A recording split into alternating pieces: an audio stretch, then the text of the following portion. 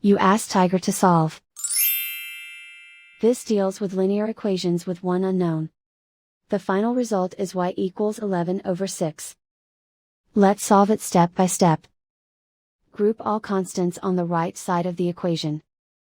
Subtract 2/3 from both sides. Combine the fractions.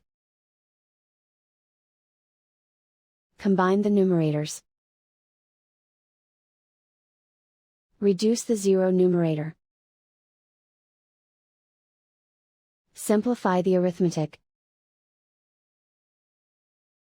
Find the lowest common denominator. Multiply the denominators. Multiply the numerators. Combine the fractions. Combine the numerators. Isolate the y. Multiply both sides by inverse fraction 2/-1. Group like terms. Multiply the coefficients. Simplify the arithmetic.